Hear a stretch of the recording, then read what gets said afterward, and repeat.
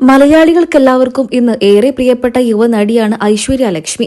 ഐശ്വര്യ അറിയാത്ത മലയാളികൾ തന്നെ ഇന്ന് കുറവായിരിക്കും. ടൊവിനോ തോമസ് നായകനായി എത്തിയ മായാനദി എന്ന ഒരൊറ്റ സിനിമയിലൂടെയാണ് ഐശ്വര്യ മലയാളികൾക്ക് പ്രിയപ്പെട്ടവളായി മാറിയത്. സിനിമയിലെ അപ്പു എന്ന നായിക കഥാപാത്രത്തെയായിരുന്നു ഐശ്വര്യ അവതരിപ്പിച്ചത്.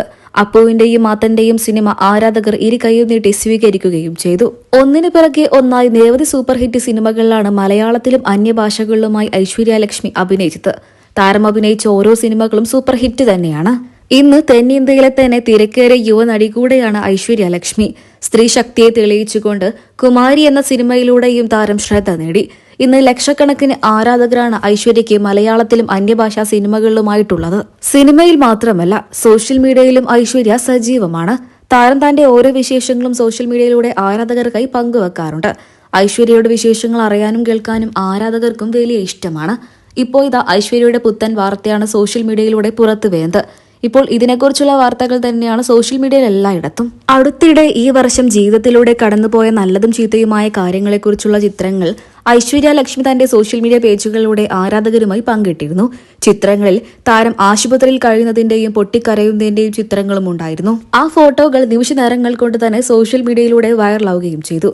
ഐശ്വര്യ എന്തിനാണ് ചികിത്സയിൽ കഴിഞ്ഞത് എന്നൊക്കെയായിരുന്നു ആരാധകർക്ക് അറിയേണ്ടിയിരുന്നത്. ഇപ്പോൾ ഇതാ അതിനെക്കുറിച്ച് വ്യക്തമായി സംസാരിക്കുകയാണ് ഐശ്വര്യ. ഒരു ചാനലിന് നൽകിയ അഭിമുഖത്തിൽ വെച്ചാണ് ഐശ്വര്യ മനസ്സ് തുറന്നത്. താരത്തിന്റെ വാക്കുകൾ എങ്ങനെയായിരുന്നു: ന്യൂ ഇയർ ദിവസത്തിലാണ് ഞാൻ ആശുപത്രിയിലേക്ക് പ്രവേശിച്ചത്. ഈ വർഷം ആദ്യമായിരുന്നു അത് സംഭവിച്ചത്. മറ്റൊന്നുമല്ല, കടുത്ത മൈഗ്രെയിൻ ഉണ്ടായിരുന്നു. തലവേദന സഹിക്കാനേ കഴിയുന്നില്ലായിരുന്നു.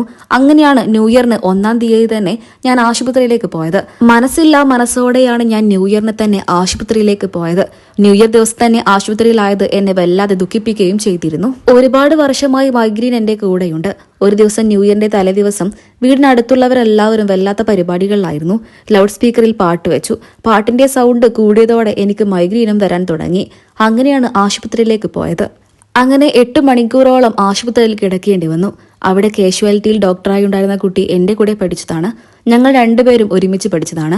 അവളെടുത്ത ചിത്രമാണ് അന്ന് ഞാൻ സോഷ്യൽ മീഡിയയിലൂടെ ആരാധകരുമായി പങ്കുവച്ചത്. അത് നിമിഷ നേരങ്ങൾ കൊണ്ട് തന്നെ ശ്രദ്ധ നേടുകയും ചെയ്തു.